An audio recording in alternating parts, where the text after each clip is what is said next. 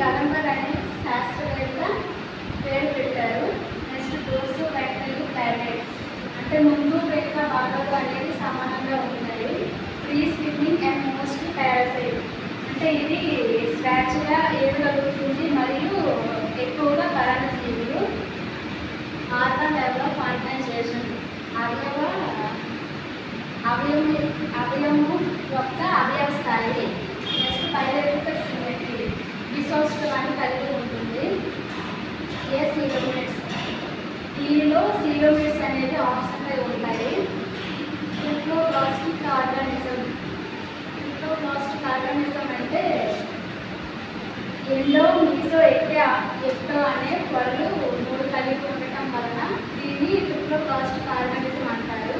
Next hooks, suckers, రోస్టికల్ స్ట్రెచెస్. Hooks అనేవి ఎక్కువగా ఫుడ్ని పట్టుకోవడానికి ఉపయోగపడుతూ ఉంటాయి. డైజెస్టివ్ సిస్టమ్ పూర్తి డెవలప్. జీర్ణ వ్యవస్థ అనేది పూర్తిగా అభివృద్ధి చెందదు.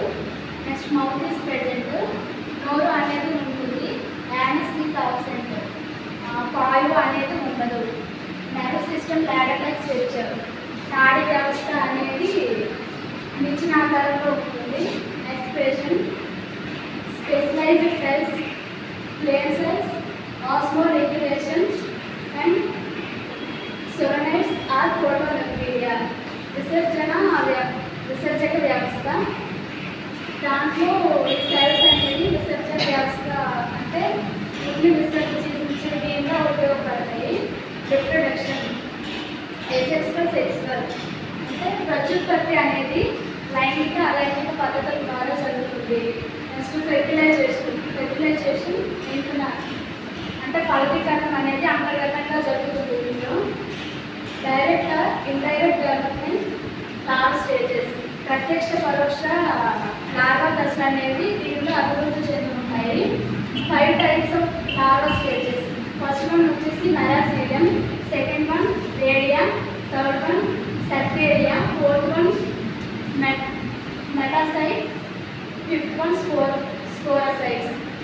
Complex larva stages present in ప్లాటిహెల్మింథస్.